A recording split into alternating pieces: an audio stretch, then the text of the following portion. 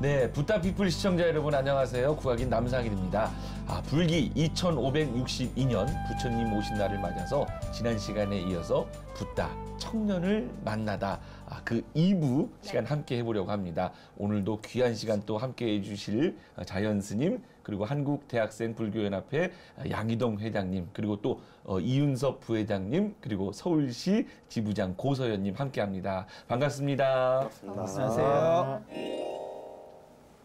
네, 귀한 분 또 모셨습니다. 네. 네. 2부에서는요, 어떤 시간이 준비되어 있냐면요. 우리 중앙승가대학교 교수 자연 스님을 모셨으니까 네. 청년 불자를 위한 증문즉설 시간을 가져볼까 합니다. 네.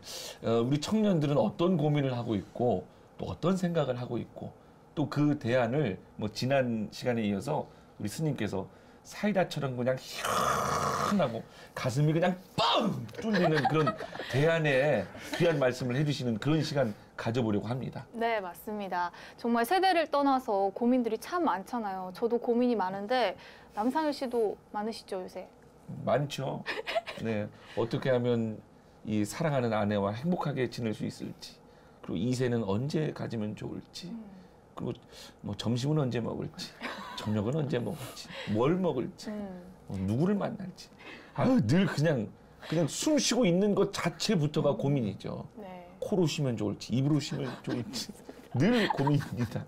네, 이렇게 사소한 고민부터 인생을 바꿀 수 있는 큰 고민들까지 오늘 자연 스님께 과감하게 여쭤보면 되겠습니다. 그런데요, 저희가 증문즉설 시간을 가지기 전에 오늘 법사로 모신 자연 스님께 여쭤보고 싶은 게 정말 많아요. 저희가 프로필을 훑어봤는데 정말 대단하신 분입니다. 그렇죠? 그래서 네. 질문을 드리고 네. 그리고 양희동, 고서연, 이윤섭 법우님께서 스님께 직접 질문을 드리는 시간을 가져볼까 합니다. 네. 네. 자연 스님. 네. 네, 이렇게 오늘 증문즉설을 해주실 법사 자연 스님은 과연 누구실까? 누구실까? 영어로 who. 그런데 제가 조사를 해보니까 이 스님께서 박사 학위만 무려 4개를 보유하고 계시고요. 네. 국내 최다 박사 학위자이신 우리 스님. 그 정말 저는 석사거든요. 네. 어떻게 되세요? 학사. 제가 조금 높네요. 네. 네. 죄송합니다, 스님. 그런데 우리 스님의 정말 그 해답을 오늘 이 시간 또 얻을 수 있을 것 같습니다. 네, 맞습니다. 스님께서는 또 책도 많이 내셨어요. 네. 35권이나 저서를 발간하셨는데 그중에서 스님의 논문법이라는 책을 쓰셔서 큰 화제가 되셨다고 들었는데 어떤 책인지 간략하게 소개 부탁드립니다. 아마 35건인 거는 좀 전에 아마 조사해서 그럴 거고요. 지금은 37건.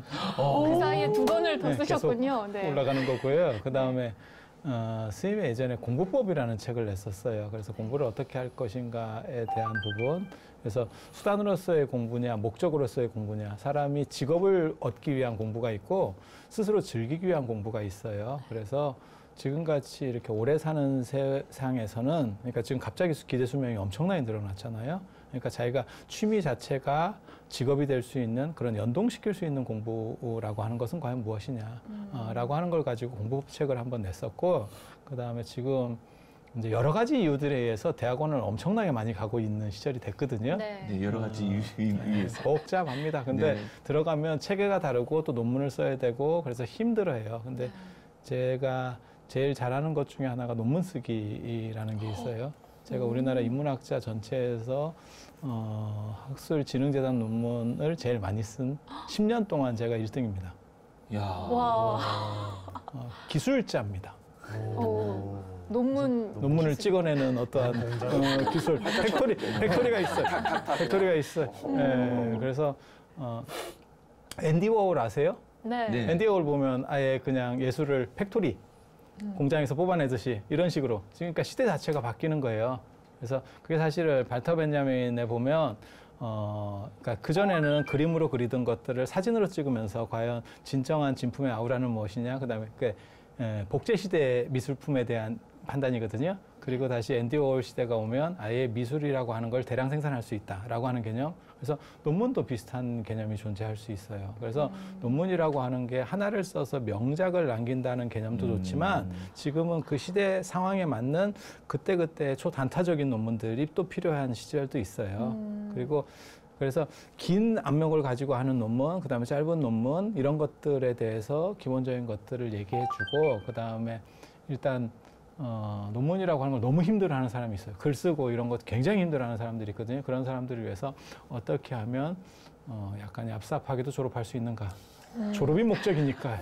학부는 졸아도 졸업이 되는데 이제 석사 때부터는 사실 졸업 자체가 너무 힘드니까 그래서 그런 부분에 있어서도 소기의 목적을 달성할 수 있는 방법들도 가르쳐주고 있습니다. 이야. 정말, 아니 팔기 위한 책이에요. 아니 오늘 준비된 청년 불자를 위한 증문즉설 너무 기대되지 않아요? 네. 아니 이 논문 전 진짜 논문 하나 쓰는데 진짜 힘들었거든요. 뭐 자료도 조사해야 되지. 그런데 이렇게 쉽게 해주시니까 조금 스님께 이런 말씀드려서 그렇지만 얄미워요. 아무것도 아닌 것처럼 말씀하시니까. 박사학위 딸 때는 읽으시면 되잖아요. 네, 꼭 그러도록 하겠습니다. 제가 한 권씩 다 선물로 드리고 가겠습니다. 아, 네. 아유, 감사합니다. 네. 자, 그러면 지금부터 자연 스님과 함께하는 청년 불자를 위한 증문즉설 시간 시작해 볼 텐데요. 아까 말씀드린 대로 어떤 내용도 상관이 없습니다. 스님께 고민을 직접 해주시고 말씀을 듣는 시간으로 구성해 보도록 하겠습니다. 우리 양희동 법우님부터 시작해 볼까요? 지금 청년 불자들과 함께 하는 그런 다양한 행사와 뭐 프로그램들이 다양한데 그것을 함께 하려면 학생들이 이제 와야 되잖아요. 그렇게 학생들이 마음을 낼 수 있게 하는 방법이 어떤 게 있을지 궁금합니다. 그거는 지금 전적으로 스님들 문제라는 생각을 하거든요. 그래서 스님들이 학생들을 이해할 수 있는 그런 사람들이 사실은 좀 존재해야 되고요. 그런데 그게 자본의 문제하고 많이 연결이 돼 있어요. 사실 왜 스님들이 학생들에게 많은 신경을 못 쓰느냐? 그거는 사찰에 오는 분들의 대부분 주류가 50대에서 60대고 그분들이 자본을 어떻게 보면 만들어내는 분이에요. 그리고 학생들은 자본을 만들어내는 게 아니고 자본이 소요되는 쪽이에요. 그렇다 보니까 스님들 입장에서는 1차적으로 5, 60대 시선들을 맞추고 거기에서 이렇게 조금만 적응하고 있다 보면 그쪽 사고에 익숙해져요. 그래서 이쪽 사고에서 얘기하는 게 무슨 의미인지 판단을 잘 못합니다. 판단을 잘 못해요. 그래서 스님들에 대한 사실 어떤 교육이라든지 안 그러면 젊은 스님들이 그런 것들을 역할을 할 수 있도록 대등한 지위부여라는 게 필요하다고 생각해요. 그러니까 한국 불교에서 가장 안 좋은 것 중에 하나는 뭐냐면 승자 독식 구조거든요. 그래서 어떤 사람은 너무 많이 가졌고 어떤 사람은 너무 힘들어. 그리고 그 힘든 사람은 의미 있는 일을 해도 대우를 못 받아. 근데 의미 있는 일을 했을 때 충분히 대우를 받고 그다음에 많이 가진 사람들이 그것을 분할해서 마치 복지하듯이 대등 관계 정도로 이렇게 쪼갤 수 있는 재분배라고 하는 개념들이 사실은 존재해야 돼요. 그래서 이건 사실 굉장히 어려운 문제입니다. 그리고 저 같은 경우도 신경을 많이 써드리려고 하지만 그렇게 현실적으로 또 그렇게 쉬운 문제도 아니에요. 그래서 이 부분은 정확하게 이렇게 딱 명확한 답을 드릴 수는 없어요. 단 중요한 거는 그 밑에 흐르는 자본의 배분 문제라고 하는 게 걸려 있고 그 부분의 연결고리를 끊지 않으면 사실 그러니까 내 돈 들여서 포교를 해야 되는 상황이에요. 여러분들하고 만나면 밥을 먹어도 내가 돈을 내야 되는 상황이야. 그걸 별로 달가워하지 않는다고. 그리고 얘기를 계속 들어줘야 돼, 고민을.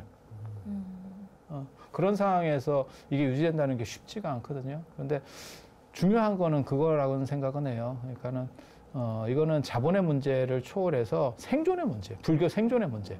여러분들이 있어야만 불교가 있는 거예요. 그래서 여기서는 명분이라고 하는 거를 걸어야 되는 거고 그 부분에 대해서 동참할 수 있는 부분들을 계속 늘려나가야 돼요. 그리고 그건 저도 해야 되는 거고 안에 있는 사람도 해야 되고 밖에 사람들도 요구해야 되는 거고 그 방법은 그렇게밖에 없어요. 회장님의 어깨가 조금씩 더 무거워지는 듯한 느낌이 듭니다. 네, 다음으로는 우리 고사연 법우님께서 질문을.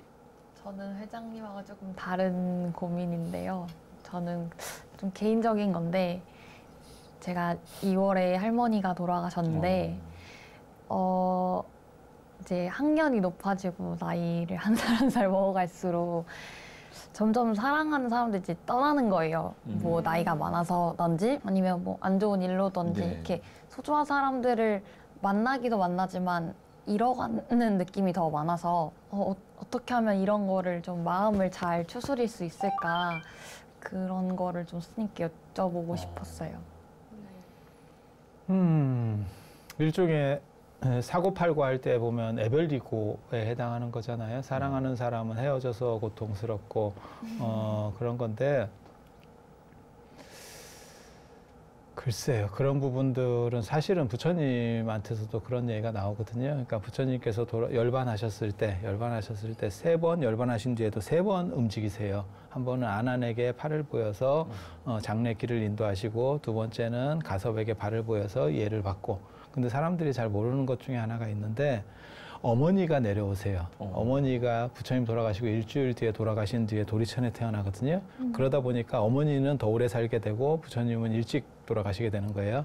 그래서 어머니가 내려오셔서 폭풍 눈물을 흘립니다. 그게 실제로 팔상도에 보면 마지막 삼림열반상에 그 얘기가 그대로 기록이 돼 있어요. 이렇게 그림으로. 그래서 어머니가 막 눈물을 흘리고 이렇게 하거든요. 그러니까 부처님께서 일어나셔서 뭐라고 말씀하시냐면 어차피 태어난 것은 언젠가는 죽을 수밖에 없어요. 그러니까 너무 그렇게 상심하지 마세요. 그것은 자연의 이치인 거예요. 라고 얘기를 해요. 그래서 내가 사랑하는 것을 오래 가지고 싶은 것은 어떻게 보면 욕망이에요. 그런데 그 욕망이 제가 그런 얘기 하거든요. 일반 보살님들한테도 그런 얘기. 아들을 떠나보낼 수 있을 때 떠나보내는 게 사실은 더 좋을 수도 있다. 이게 이 얘기는 뭐냐면 죽는다는 의미가 아니고 학교를 갔어. 그러면 시골에 있는 분들 같은 경우는 대학을 서울로 가면 그때 떠나보내야 돼. 그리고 한 번 떠나가면 다시 안 옵니다. 제가 그 얘기도 해줘요. 그리고 다시 오면 문제가 생깁니다. 결혼할 때도 마찬가지예요. 가는 게 좋은 거고 저 때는 오면 안 됩니다. 물론 뭐 요즘은 부메랑처럼 여러 번 이렇게 돌아오면서 순회 공연을 하시는 분들도 있는데 근데 그건 사람마다 이제 좀씩 다른 건데 그래서 끊을 때 끊는 것과 맺을 때 맺는 것을 내가 분명하게 하는 것이 두 번째 화살을 맞지 않는 방법이에요. 언젠가는 그렇게 된다는 걸 이해하고 놓을 때는 놓아주세요. 그리고 잡을 때는 잡을 줄 알아야 돼요. 그래서 잡은 것이 귀한 걸 아는 사람은 사실 놓는 것이 편하다는 것도 알 수 있어요. 마치 새가 지금은 그런 거 없어졌는데 예전에 우리 어렸을 때 보면 시골에 가면 제비가 이렇게 처마에 집 짓는 게 있어요. 그런데 고개를 끄덕거리면 연식이 나옵니다. 죄송합니다. 저도 모르게 요즘 젊은 사람들은 몰라요. 그런 거 전혀 몰라요. 저만 끄덕거렸네. 그렇게 해서 새가 이렇게 제비가 집을 지으면 어떤 일이 벌어지냐면 진짜 지극정성으로 먹이를 물여서 키워요. 하지만 떠날 때 나중에 집을 떠날 때 되잖아요. 그러면 진짜 바로 끊어내요. 왜냐하면 그때 날려보내지 못하면 그 새는 죽어요. 그래서 마찬가지예요. 가시는 분도 잘 가실 수 있게 해드리는 것도 하나의 어떻게 보면 산 사람의 축하라고도 할 수 있어요. 그리고 실제로 그런 게 있어요. 왜냐하면 사람 돌아가셨을 때 우리는 원래 흰색을 쓰거든요. 흰색은 길하다는 뜻이에요. 네. 요즘 들어서 이제 서양 문화가 들어오면서 검은색을 써요. 네. 그래서 제가 뭐라 그러냐면 요즘 상가집이 바둑이가 됐다. 가둑이라는 그 개 이름이 왜 나오냐면 바둑판, 흑백으로 이렇게 해서 바둑이거든요. 그래서 우리는 원래 길하다고 생각을 했었어요. 그래서 마치 집 떠나온 사람이 타향으로 왔다가 다시 고향으로 돌아가듯이 그래서 돌아가십니다라는 얘기를 쓰는 거고 상갓집에서 웃어도 큰 흉이 안 돼요. 네. 우리 전통 문화에서는. 그래서 울고 웃고가 한꺼번에 막 존재하는 진기한 현상들이 벌어지는 거거든요. 그래서 돌아가시는 건 내 입장에서 슬프다고 생각하지 말고 그쪽에서는 새로 시작한다고 생각하고 그건 또 다른 박수 쳐줄 만한 일이에요. 그러니까 예를 들면 유학을 갔다고 생각하면 되는 거예요. 근데 너무 안 갔으면 좋겠어. 그게 아니고 갈 때는 잘 가서 뭔가 거기서 또 다른 게 좋게 이루어졌으면 좋겠어 라는 쪽으로 판단을 해주시면 산 사람도 좋고 돌아가신 분에게도 훨씬 좋을 것 같아요. 야, 진짜 스님의 말씀이 진짜 사이다 이런 얘기를 많이 하는데 진짜 사이다 같고요. 이 삶과 죽음은 남녀노소 누구에게나 다 해당되는 얘기잖아요. 네. 요즘 특히나 이 현대 사회에서는 근데 아까 스님 말씀 중에 이 예전에 뭐 이 상가에서는 웃기도 하고 울기도 하고 했다고 그러는데 사실 우리 전통 문화에 그게 있거든요. 뭐냐면 전라남도 진도에 가면 유명한 전통 그 연희가 있습니다. 근데 거기에서 노래를 부르고 춤도 추고 악기 연주를 해요. 그게 어디에서냐? 장례식장에서, 상가에서 하거든요. 그런 전통 연희를. 웃기잖아요. 서양의 개념으로 보면. 아니 사람이 죽었는데 노래 부르고 춤추고 막 웃고 떠들고 그래요. 근데 그 연희가 뭐냐면 다시래기라고 그래요. 진도 다시래기. 근데 그 어원이 재밌는 게 다시 애기가 돼서 돌아와라.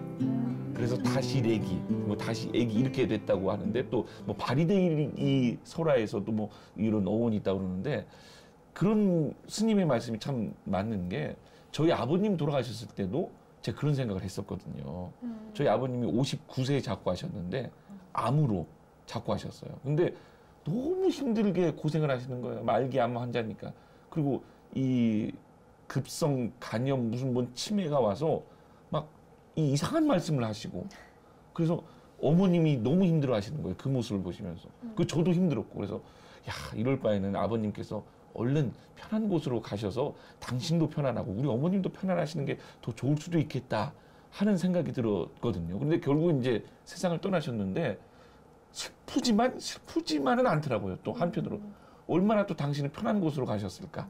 그리고 어머님도 마음의 짐을 좀 내려놓을 수가 있어서 그래서 아 이게 죽음이라는 것이 진짜 슬프지만 그 안에 슬픔만 존재하는 건 아니구나라는 걸 그때 저는 깨달았거든요. 네. 근데 스님께서 그 말씀을 해주시니까 아 진짜 가슴을 울리네요.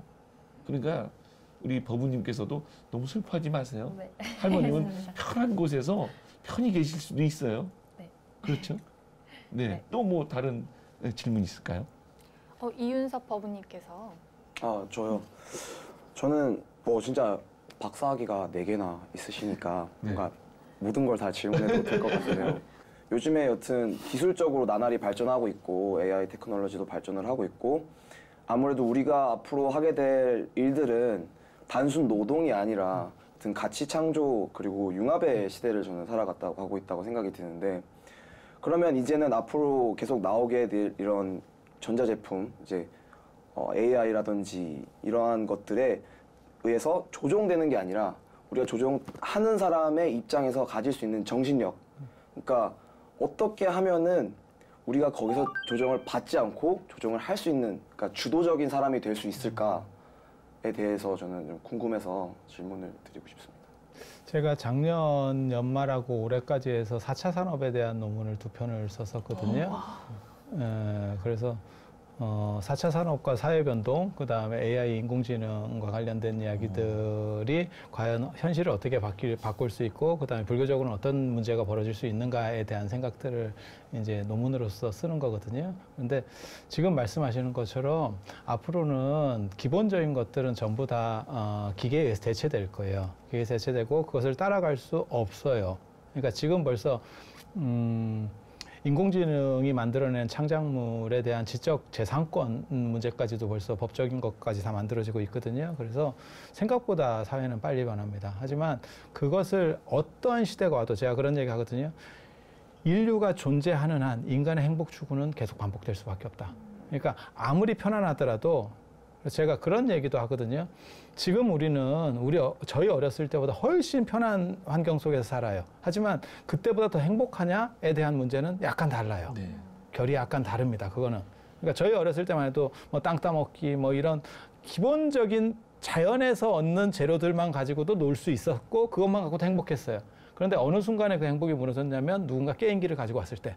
그건 사야만 되는 게 들어왔을 때 그래서 행복이라고 하는 것이 무엇이냐 사실은 행복이라고 하는 어떤 특수성과 관련된 부분이에요. 그리고 사회가 무언가를 다 대체시킬 수 있으면 직업도 그렇고 그다음에 사유까지도 거의 다 대체가 가능해요. 그래서 로봇 스님 그다음에 로봇 의사 충분히 가능한 얘기예요. 그래서 창의력 문제라고 하는 부분이 존재해야 되고 그래서 거기서 특수성을 만들어야 되고 그게 사실은 명상이 핵심이라는 생각을 해요. 그래서 불교의 명상이라고 하는 부분이 인간의 행복도 담보할 수 있고 그 다음에 창의력이라든지 개성 문제를 만들어낼 수 있어요.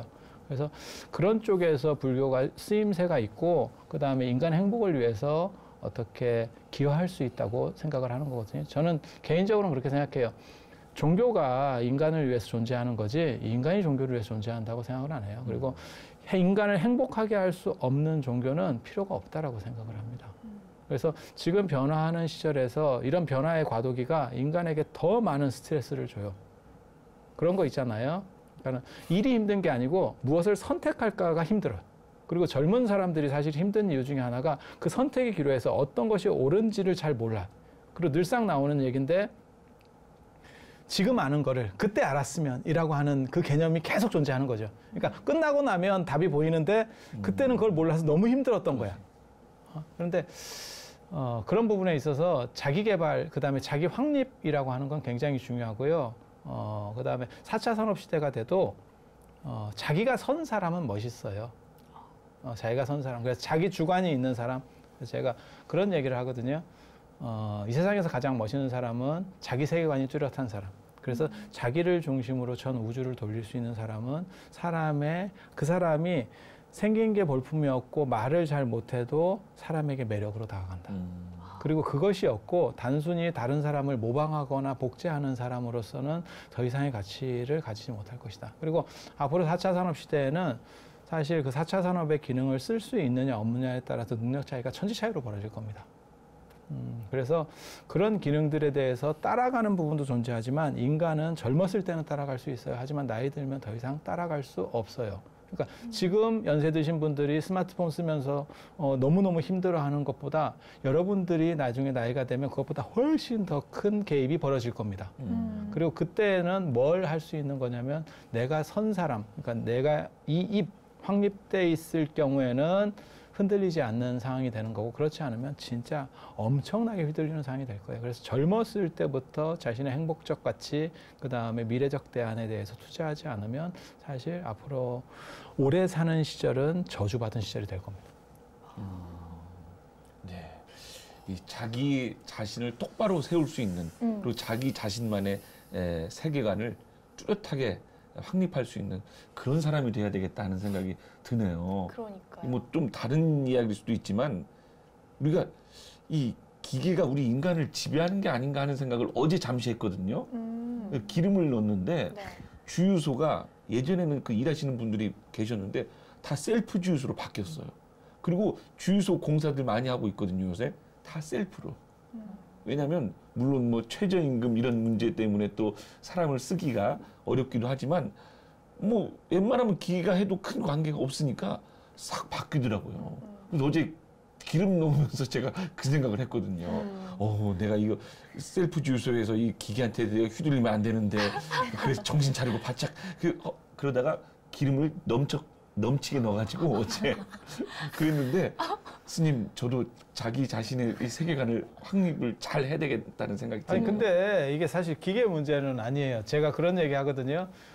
처음에 내비게이션이 나왔을 때 남자들 중에서 특히 이 길눈이 밝은 분들이 내비게이션의 여자하고 계속 싸웠어요. 그렇죠. 옳고 그런 일을 했거든요. 전 근데 지금도 싸우고 있습니다. 지금 정도가 되면 내비게이션이라고 싸우는 남자들이 거의 없어요. 거의 다 택시기사까지도 거의 초토화된 상황이거든요. 네.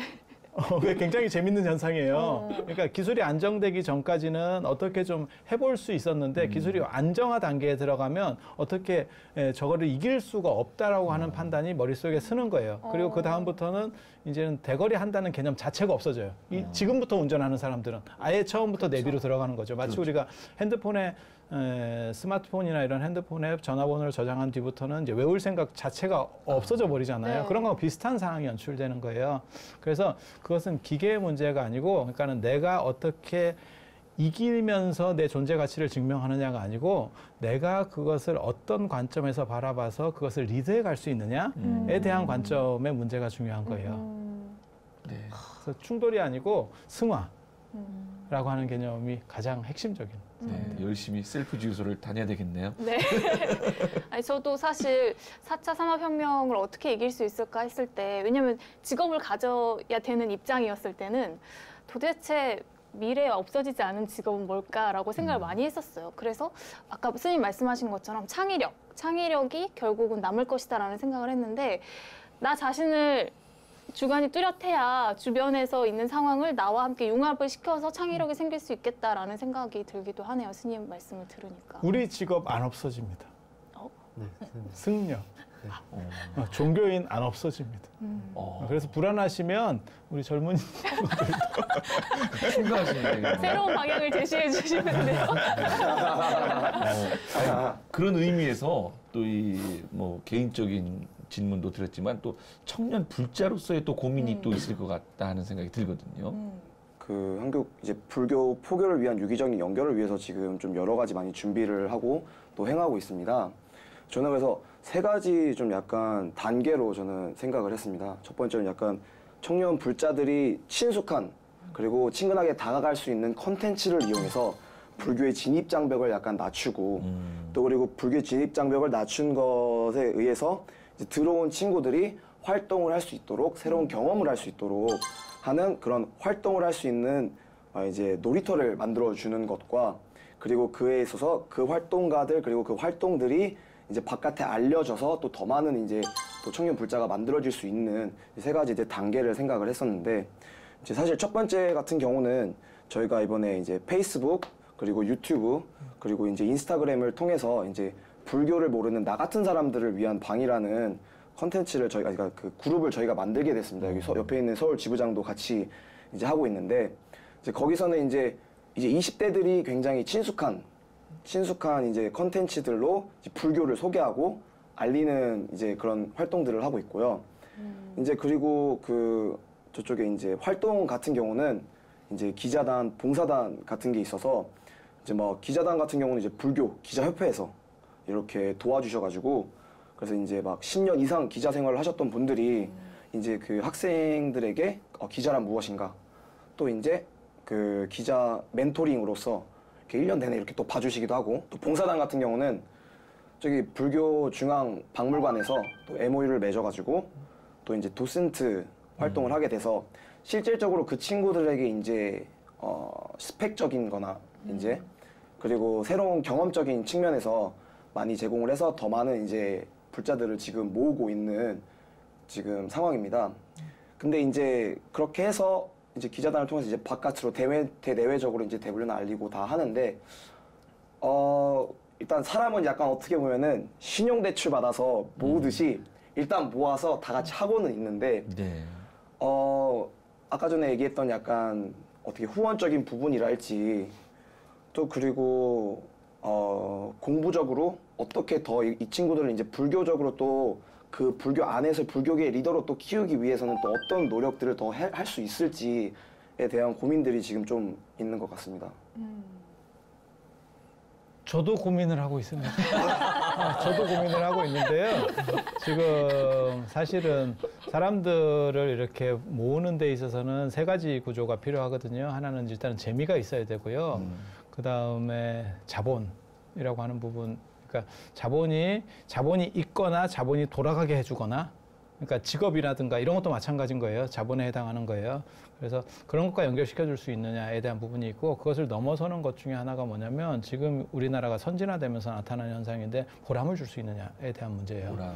그래서 그 사람이 그것을 통해서 현실적으로 그런 것들이 있잖아요. 요즘 젊은 분들 보면 집안도 좋고 학교도 좋고 다 괜찮게 했는데도 불구하고 갑자기 한 1년 동안 휴학하면서 어디 이상한 오지에 가서 봉사를 하는 거예요. 우리는 거기를 왜 가지라고 싶을 정도의 그걸 자원해서 가요. 네. 진짜 열악한 환경으로 가는 거예요. 걔네 자신들을 던지는 거예요. 그걸 걔네는 보람으로 생각하는 거거든요. 그래서 보람의 문제를 어떻게 처리할 것이냐. 그래서 그 보람을 통해서 행복을 줄 수만 있다면 힘들고 돈의 문제를 넘어설 수 있는 게 있어요. 그리고 그게 열정이에요. 젊은 사람한테는 그 열정을 팔아야 돼요. 네, 그래서 열정과 보람을 연결시킬 수 있는 구조, 이거를 만들어내는 게 사실은 중요하다고 생각하고 저도 끊임없이 연구를 하고 있습니다. 근데 연구만 지금 몇 년째.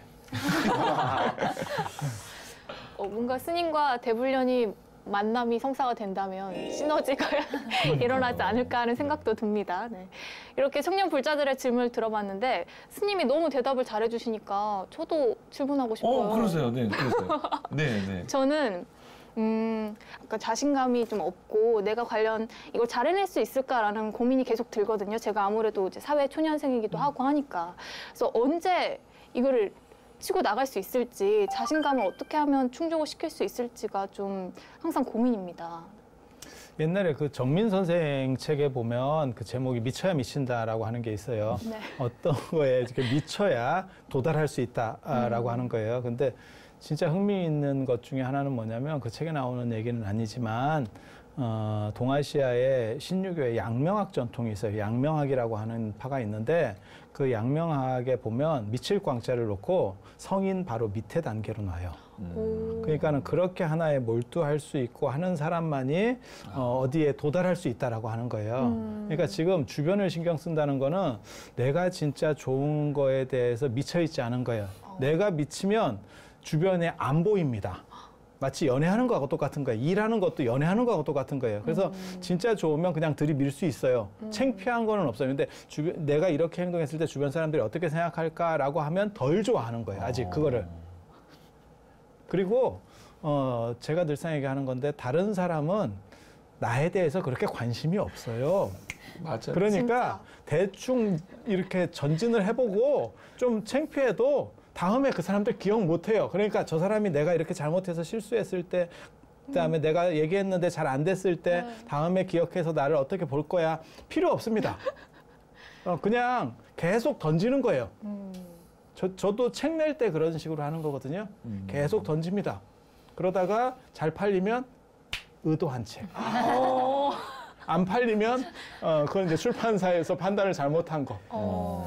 그렇게 가는 거예요. 인생 그런 거예요. 너무 그렇게 막 진지하게 생각하지 마세요. 그리고 그런 전통이 있어요. 인도에서부터 유럽 전통에 뭐가 있냐면 깨달은 사람은 재밌어야 된다는 개념이 있어요. 왜 이 세상을 진지하게 보는 게 아니고 한 단계 넘어서 보는 거예요. 마치 연극하는 사람이 연극 배우가 연극에 몰입은 해 있어요. 그래서 모든 사람들을 그렇게 끌고는 가지만 실제로 자기는 거기에 매몰되면 안 돼. 거기에 매몰되면 그 역할에서 벗어날 수가 없어요. 그러니까 자기는 한 단계 더 제3자적인 입장에서 또 자기를 관조할 수 있어야 돼. 그런 거하고 마찬가지예요. 그래서 이 세상이 너무 막 진지하고 힘들고 그렇게 생각하시지 말고 그냥 재밌게 한번 놀아본다. 그 다음에 내가 실수하면 내가 당신들에게 웃음을 줬어. 이렇게 생각하면 되는 거예요. 네. 너네는 나 때문에 한번 웃었잖아. 그럼 됐지 뭐. 그래서 땡기고 때릴 필요도 없어요. 그냥 과정 자체를 그냥 즐겁게 생각하세요. 그러면 스트레스 받을 일이 거의 없어요. 이 땡기는 과정에 스트레스 진짜 많이 받습니다. 네. 그러다 팔 빠지고. 마지막 말까지 정말 와닿는 제가 말인데요. 스님 네. 말씀 들으면서 소름이 돋았는데 제가 생각하고 있는 연교 씨가 사람이 정말 진중하거든요. 그러다 보니 또 주위 사람들도 배려할 줄 알고 그러다 보니 이 속된 말로 미치지를 않는 것 같은. 그래서 저는 방송할 때도 약간 미친 것처럼 하거든요. 근데 연교 씨는 진짜 토시 하나 안 틀리려고 최선을 다해서 노력을 하더라고요. 네. 그래서 제가 지나가는 말로 그런 얘기해서 그냥 대충 하세요. 그랬잖아요. 네. 그렇게 신경 안 쓴다고. 그런 얘기 했었는데, 스님. 작가분도 대본 다 기억 못 할 거예요. 그러니까 빼먹어도 그러더라고요. 작가도 이해를 못 해. 제가 다른 얘기했는데 기억 못 하시더라고요. 네. 그러니까 다른 얘기일 수도 있는데 저는 그런 얘기를 참 좋아하는데 아는 것은 좋아하는 것만 못하고 좋아하는 것은 즐기는 것만 못하다. 즐긴다는 건 또 바꿔 얘기하면 진짜 미친 척하고 막 하고 싶은 대로 이렇게 하는 걸 수도 있잖아요. 내가 좋으니까. 그런데 진짜 제 주위에서 봐도 음악을 하지만 어떤 사람은 진짜 어떠한 결과물을 내려고 하고 그 과정도 소중히 하고 특히나 그 결과를 어떻게 내느냐 이걸 막 집중을 해요. 근데 저 같은 경우는 그 과정을 참 중요시 하거든요. 그리고 또 다른 이야기일 수도 있지만 연습은 그 실전처럼 실전을 또 연습처럼 네. 이런 얘기도 있잖아요. 근데 진짜 그 연교 씨보다 조금 방송을 조금 더 한 사람 입장에서 보면 그냥 나를 내려놓고 그냥 막 미친 척하고 이렇게 하는 게 더 좋지 않을까 하는 생각이 들어요. 네. 좀 더 편안한 마음으로 네. 즐기는 네. 미쳐. 지금 빨리 놓으세요. 네. 다음화부터. 네. 네, 알겠습니다. 야, 진짜 이 스님의 이 말씀을 듣고 있으니까 가뭄의 단비 같고 네. 사막의 오아시스 같은 그런 감로수 같은 그런 느낌이 듭니다. 여러분도 그러시죠? 네. 예, 시간 갑니다. 빨리 또 질문 하나 하세요. 또. 저희가 이제 저는 서울지부장을 하고 있는데 서울지부장은 대불련의 당연직 부회장이에요. 그래서 저희 세 명이 같이 일을 하는데 안 맞을 때도 있는데 서로 생각이 다를 때가 있어요. 이 회장은 A라고 생각하고 저는 B라고 생각하고 또 부회장은 C라고 생각하니까 이게 사공이 많아서 그런가? 자꾸 산으로 가는 느낌도 있는데 이럴 때 어떻게 하면 좋을지. 사실 어디든 의견 충돌은 있잖아요. 그거는 초장에 이렇게 눈치를 봐서 한 방에 제압을 하든지 못 이길 것 같으면 그냥 빠지든지 그거를 눈치껏 생각을 해야 돼요. 그리고 개인 감정이라고 하는 건 거의 필요가 없어요. 일을 할 때는 일 중심으로 해서 잘하는 사람을 앞세워주면 되는 거고 그다음에 그 역할들은 상황에 따라서 계속 달라요. 이 사람이 잘할 때도 있고 저 사람이 잘할 때도 있고 그러니까 서열이라는 개념보다는 누가 더 적합하냐에 대한 판단이라고 하는 것이 사실은 더 중요할 것 같아요. 그래서 제가 얘기하는 방식들이 동아시아의 전통적인 방법은 아니에요. 그거는 언제나 서열적인 거고 그다음에 위에 사람이 말하면 밑에 사람은 그냥 따르거나 아니면 딴짓하거나 이렇게 가는 건데 저는 생각이 완전히 달라요. 그거는 적합한 사람이 앞에 나섰을 경우에 집단 전체가 제일 편해진다고 생각을 해요. 단 그 사람이 공심을 가지고 있느냐, 공적인 걸로 일을 하고 있느냐, 내가 사적으로 틀고 가지만 않으면 그래서 제가 그런 얘기 하거든요. 가장 즐겁고 자기 만족도를 위해서 일하지만 그것이 내가 속한 집단의 발전에 기여한다는 걸 전제로 해야 된다. 그 부분이 무너지면 굉장히 혼란스러워져요. 네. 자, 이 붓다 피플 또 부처님 오신 날을 기념해서 맞이해서 이 청년 불자들과 함께 하고 있습니다. 우리 자연 스님께서 진짜 이 감로수 같은 아주 시원한 명쾌한 일의 해답을 내려주고 계시는데요. 또 질문 있으신 분들은 또 단타로 훅 보낼 수 있는 거 한번 해봐요. 아, 예. 혹시 다음에 저희가 또 이런 감로수를 요청하면 내려줄 수 있으신가요? 아니 뭐 감로수는 아니고요. 저도 고민하는 거고 여러분들도 고민하는 거고 그리고 이런 고민들이 계속 될 때 불교가 전해질 수 있는 거예요. 그리고 지금까지 불교가 2500년 동안 전해질 수 있었던 거는 이런 고민을 해온 사람들이 있었기 때문에 그래요. 그래서 여러분들과 저는 사실은 동학인 거예요. 같이 배우는 사람인 거예요. 그래서 누가 위에고 누가 밑에고 누구는 말을 하고 누구는 듣고가 아니고 서로 주고받으면서 그렇게 줄탁동시 그다음에 서로 교학상장하는 그런 의미가 돼서 앞으로 좋은 만남들이 이어졌으면 합니다. 감사합니다. 예. 감사합니다. 네. 자, 오늘 이 자연 스님과 함께하는 증문즉설 시간 가져왔습니다. 이 우리 청년 불자들의 고민 그리고 또 저희들의 고민까지 함께 들어보셨는데 스님 어떠셨나요? 이런 기회를 통해서 또 여러분들의 이야기를 듣고 거기에 맞는 사실 부처님의 가르침을 전해줄 수 있었으면 하는 게 제 바람이었고 그렇게 있었습니다. 전달이 되었는지는 잘 모르겠어요. 그러면 다행으로 생각합니다. 네, 정말 저희도 스님을 만나 뵈서 그리고 아마 시청자 여러분도 그렇게 생각하실 텐데 오늘 이 시간 함께해서 참 다행이다. 네. 고맙다, 감사하다 이런 마음들 갖고 계실 거라 생각합니다. 맞습니다. 오늘 세 분 이렇게 스님께 질문도 하고 또 답도 들었는데 어떠셨는지 소감 간단하게 부탁드립니다. 진짜 속이 뻥 뚫리는 것 같았고요. 계속해서 진짜 머리가 띵해질 정도로 이렇게 또 생각할 수 있구나 하면서 많이 배워가는 것 같습니다. 저는 약간 사이다 한 잔 마신 느낌으로 오늘 잘 마무리할 수 있었습니다. 네. 네. 생각의 흐름대로 미친 듯이 살아보도록 해보겠습니다. 네. 진짜 짧게 한 말씀씩 해주셨지만 그 감동은 아마 영원히 남지 않을까 하는 생각이 드네요. 네. 오늘 이렇게 부처님 오신 날 특집으로 청년 불자 증문즉설 시간 가져봤는데요. 스님께서 마지막으로 끝인사 부탁드립니다. 개인적으로 제가 좋아하는 말에 명나라 그 화론을 쓴 동기창이라고 하는 화가가 있어요. 그 동기창의 글에 보면 뭐가 있냐면 만 권의 책을 읽고 만리를 여행하라 라고 하는 게 있어요. 제가 그걸 이제 모토로 삼아서 책도 보고 그다음에 여행도 하고 이렇게 하면서 살았거든요. 그리고 인생이라는 자체가 어떤 여행이에요. 그리고 그 과정 속에서 남는 거는 결국 육체나 정신은 다 언젠가는 쓰러질 거예요. 그것에 대해서 집착할 필요가 없고 그렇게 흘러가는 그 자체를 즐길 수 있는 여유 그리고 그것을 삶의 흐름을 관조할 수 있는 것 이런 것들을 한 번 정도 살펴보는 그러한 인생이 되었으면 하는 바람을 가져옵니다. 네, 붓다 피플. 네, 오늘 이 시간은요. 지난 시간에 이어서 붓다 청년 불자를 만나다 시간을 함께 했습니다. 우리 자연 스님의 아주 명쾌한 그런 해답이 우리 청년 불자들뿐만 아니라 시청자 여러분들에게도 큰 감동과 울림이 되지 않았을까 하는 생각 해봤는데요. 오늘 귀한 시간 함께 해주신 자연 스님과 우리 청년 불자 여러분 함께 해주셔서 대단히 고맙습니다. 감사합니다. 감사합니다.